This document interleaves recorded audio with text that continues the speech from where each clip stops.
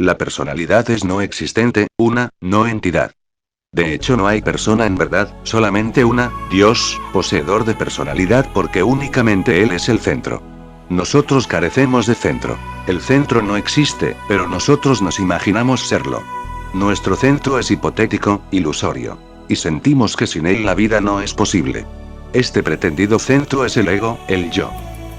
Tú puedes pensar que esta pregunta es personal, pero lanzada a mí, se dirige a una no entidad. En cuanto concierne a mí, yo no siento ser una persona. Cuanto más uno se interioriza, menos es. Y al llegar a la máxima intimidad de sí mismo, el ser se ha desvanecido. Preguntas después, ¿quién soy yo? He de responderte, yo no soy. Siempre invito a los discípulos a que se interroguen, ¿quién soy? Para que, al hacerlo, lleguen a un momento tan intenso que el sujeto no exista. Solo quede la pregunta. Llegará el momento con tanta intensidad y hondura que se revelará lo absurdo de la pregunta. Te das entonces cuenta que no hay uno que pueda preguntarse, ¿quién soy yo? O al que podamos preguntarle, ¿quién eres tú? No se formula la pregunta para obtener una respuesta, sino para trascenderla. Nadie hay en el interior. De hecho, no hay interior.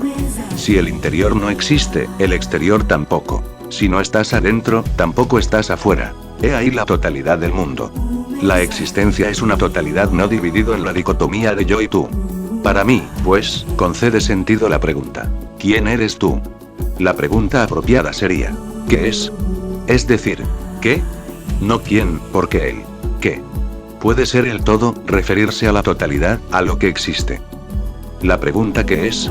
Es existencial, y no hay en ella dicotomía. No divide. En cambio el quién separa desde el mismo comienzo. Implica dualidad, multiplicidad. Solo hay ser, no seres. Cuando digo solamente ser, quiero significar existencia ser, porque no podemos existir aparte de otros. Si no hay el otro, carece de sentido decir que uno existe.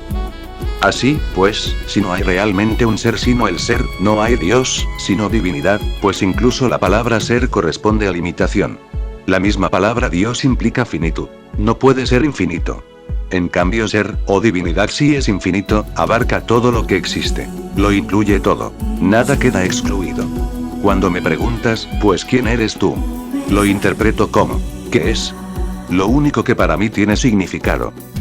Has penetrado a través mío, una cuestión fundamental. ¿Qué es? No el yo, sino el propio ser, la propia existencia. Si uno profundiza una sola gota de agua, encontrará el océano. Solamente en la superficie es gota, y por ser la propia existencia, la esencia última de una gota de agua es la misma que la del océano. Es oceánica.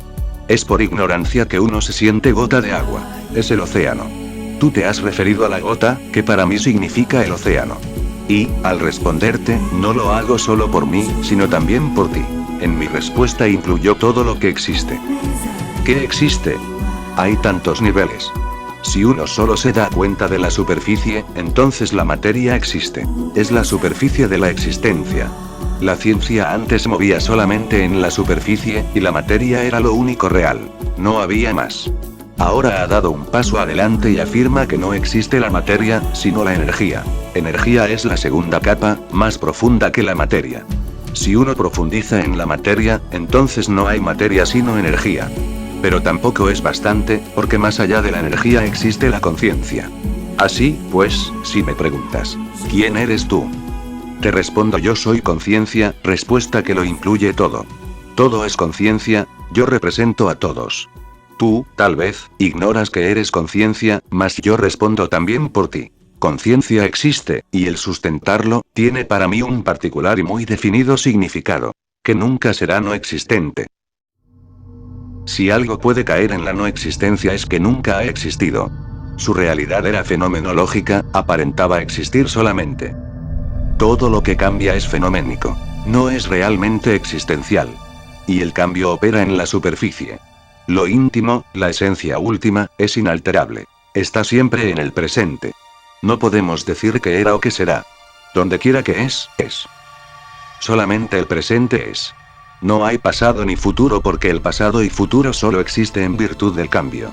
Cuando algo es, entonces no tiene pasado ni futuro. Únicamente presente. Por supuesto que el sentido de presente es diferente, muy diferente. No es algo entre pasado y futuro, sino un puro momento entre dos inexistencialidades. El pasado que se ha ido, y el futuro que no ha llegado aún. Entre estas dos inexistencialidades. El pasado que se ha ido, y el futuro que no ha llegado aún. Entre estas dos inexistencialidades, parece que existe un momento presente. Pero esto es imposible. Entre dos inexistencialidades no puede haber existencia, es tan solo una apariencia. Cuando digo que la conciencia existe, no aludo a algo del pasado futuro, sino a algo eterno. No puedo decir sin fin, porque esta palabra fin encierra el concepto de tiempo. Existir siempre en el presente, implica que es intemporal. Existencia, pues, corresponde a intemporalidad. Estar más allá del tiempo y, simultáneamente, más allá del espacio, pues todo lo que está en el espacio, ha de convertirse en inexistencial. Tiempo y espacio no son dos cosas, sino una sola. El tiempo es solo una dimensión del espacio. El movimiento en el espacio es tiempo. Tiempo inmóvil es espacio. La existencia es intemporal e inespacial. Esto quizás permita comprender que yo soy alguien intemporal e inespacial, porque mi yo lo incluye todo. Tú estás también incluido.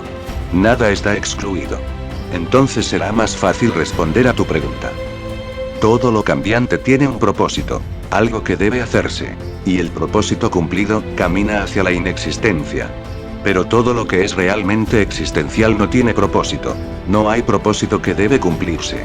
Y si hay un propósito y ha de cumplirse, entonces pierde la existencia su significado.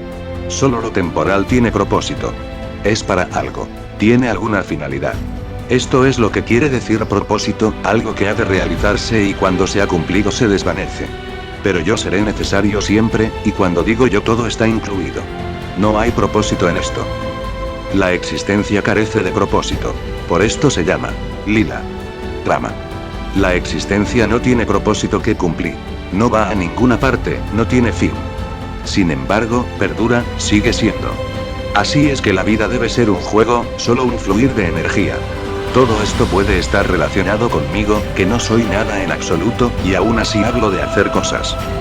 Una vez que tú hayas sabido que eres parte de la conciencia cósmica, también te darás cuenta de que careces de propósito. Existe solo como en un drama. Por supuesto, drama cósmico, multidimensional. Tú actúas y, sin embargo, no hay hacedor ni propósito. Dos cosas que no existen.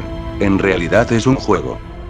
Téngase en cuenta que un hacedor no puede existir sin un propósito, ni un propósito sin hacedor. Son dos polaridades del ego que se siente incómodo, si no hay un propósito. El ego se satisface a través de propósitos. Algo debe hacerse, y triunfar. Debe llegarse a alguna parte. El yo está para algo, y se propone hacerlo. La existencia, por otra parte, no tiene propósito, y hasta que tú conozcas lo que está más allá del ego, no sabes nada de nada. Así, para mí, todo es un juego. Ni yo lo tengo, ni hay aquí ningún propósito. Sin embargo, sigo actuando porque sigue el proceso. Sigue, porque no hay un propósito en detenerlo, y no hay nadie que lo detenga. Su naturaleza es continuar. Uno se convierte en el intermediario. De otra manera no podría serlo. Activamente tú no puedes ser un intermediario, un medio. Tan solo la pasividad te convierte en medio. Y pasividad significa que tú no estás ya. De otra manera, tú eres verbalmente pasivo. El ego es siempre activo. En el momento es que tú eres pasivo, el ego no lo es. Pasividad significa ausencia de ego. Yo soy totalmente pasivo. Lo que sucede, sucede. Nunca pregunto, ¿por qué? Porque no hay nadie a quien preguntarle. Y aun si encontrarás al mismo Dios, él simplemente se reiría. Ni él podría responderte. No podría debido al concepto de causalidad. El concepto por qué tiene sentido solo en una cualidad. Si tú tienes un principio y un fin, la causalidad tiene sentido.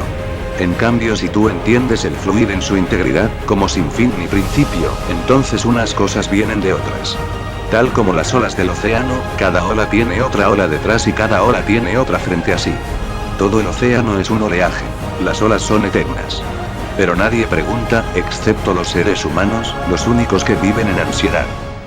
Cuando la mente humana se halla ansiosa, pregunta, y entonces provee las respuestas. Mas como las preguntas no tienen sentido, las respuestas, tampoco. Pero fabricamos las preguntas, y no podemos estar tranquilos si no buscamos las respuestas. Y así seguimos encontrando respuestas a las preguntas creadas. Si llegas a darte cuenta de la grasa tontería de formular preguntas y responderlas, tú podrás notar que has estado sosteniendo un monólogo contigo mismo. No es sino la mente humana que pregunta y ella misma responde. Esto es un escamoteo de la misma mente. No hay diferencia entre quien pregunta y quien responde. La mente humana pregunta y la mente humana responde. Y hemos creado tal embrollo de preguntas y respuestas, que nada podemos saber en claro. Se quedan las preguntas donde siempre han estado. Si tú puedes ver esta entera procesión de preguntas y respuestas, este sinsentido estéril esfuerzo que no nos lleva a parte alguna. Si te haces de repente consciente de este absurdo, vas a reírte. Y en el momento en que estalle tu risa, trasciendes completamente la mente humana. No hay pregunta ni respuesta. Entonces amas. No hay propósito ni causa, entonces basta el vivir en sí mismo.